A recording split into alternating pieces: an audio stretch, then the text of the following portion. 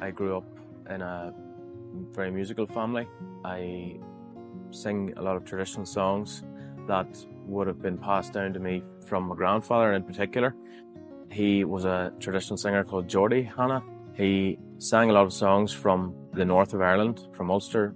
I unfortunately never met him, but luckily there was a lot of recordings. I remember sitting as a young kid with this old tape recorder. He was a great storyteller, so in the middle of some of the songs he'd just start telling stories. Felt like I got to know him very well through that, rewinding and playing and listening to songs and trying to learn some of these songs.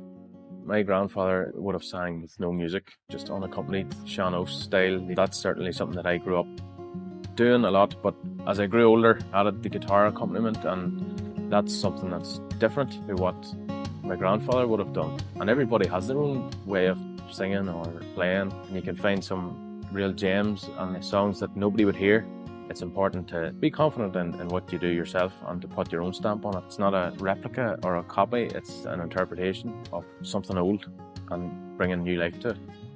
Playing a lot in the trad scene here, which is so lively in Belfast. Then I just started to record some music and start to write songs that are kind of in an old style.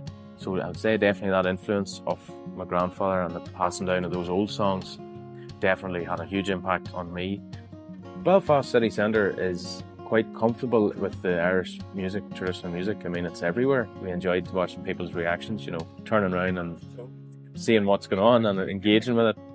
Raina's grandfather and my grandfather were great friends. They lived in the same part of the world, and we always talk about this really old song that actually came down through both of our families, and her version is quite different to the version that I have. It's a song called Old Arbo, which is a place that is linked to both of our families, and we always talk about that song, and the difference is they're the same song essentially, but through that passing of oral tradition, even just through a couple of generations in both families, the songs are different. It's nice that we have both kept singing that song that both of our grandfathers obviously love. If you don't do it, then old songs and stories are gone forever. Old but gold is that there's great value in older things and trying to keep them alive. And when it relates to music, reviving old songs and creating them in a new way. And that's essentially what I try to do, that I love doing with music, and I'll keep doing it forever, and hopefully the next generation will keep doing that too.